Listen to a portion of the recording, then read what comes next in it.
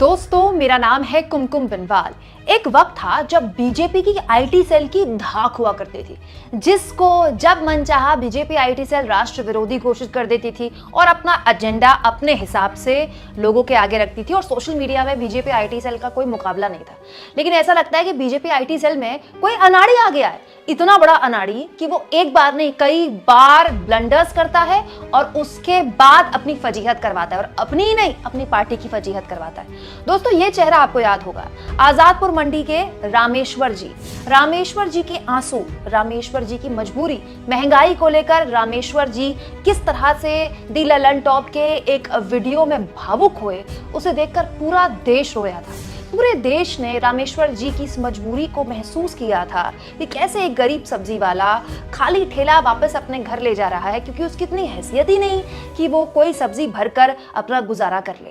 रामेश्वर जी का ये वीडियो जबरदस्त तरीके से वायरल हुआ, जिसके बाद राहुल गांधी अगले दिन आजादपुर मंडी पहुंच गए और उसके बाद लल्लन टॉप के उसी रिपोर्टर ने रामेश्वर जी के घर जाकर एक बार फिर से रामेश्वर जी का इंटरव्यू लिया, जिसमें रामेश्वर जी ने कहा कि क्या मैं राहुल गांधी जी से बात कर सकता हूं, मैं उनका आभार व्यक्त करना चाहता हूं कि वो मेरे लिए आजादपुर मंडी गए। और उसके बाद रामेश्वर जी को राहुल गांधी ने अपने घर बुला लिया और उनसे बातचीत की, उनके साथ उनकी ही तरीके से अपनी मेज में बैठकर खाना खाया। दोस्तों, रामेश्वर जी ने राहुल गांधी की तारीफ की तो बीजेपी बनबना गई इससे।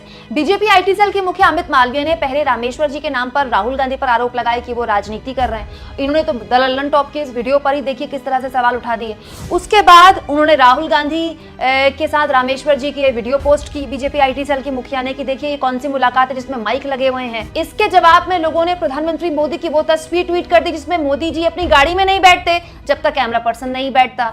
दोस्तों, रामेश्वर जी इतने वायरल हो गए कि उनका इंटरव्यू उसके बाद बीबीसी ने भी लिया, जिसका कुछ अंश निकालकर बीजेपी आईटी सेल के मुखिया कहने लगे कि देखिए उज्ज्वला योजना का कितना फायदा मिला रामेश्वर जी को। अरे मेरे भाई, जब उज्ज्वला योजना का फायदा मिला होगा तो अगला महंगाई के लिए रो क्यों रहा है? महंगाई से परेशान है तभी तो वो भावुक हो रहा है, उसके पास शब्द नहीं है कुछ बोलने के लिए। 100 बात की एक बात, न केवल लल्लन टॉप बल्कि बीबीसी के इस इंटरव्यू में भी रामेश्वर जी ने वही बात दोहराई जो अमित मालवीय राहुल गांधी पर आरोप लगा रहे थे कि राहुल गांधी गरीबों पर राजनीति कर रहे हैं। यही सवाल रामेश्वर जी से जब बीबीसी के रिपोर्टर ने पूछा कि क्या राहुल गांधी ने आपके नाम पर राजनीति की, तो बड़ी सादगी से गरीब रामेश्वर जी बोलते हैं कि राहुल गांधी तो ऐसा कर ही नहीं सकते, वो तो गरीबों को ऐसे ढूंढते हैं जैसे नारद मुनि घूम घूम कर ढूंढते थे।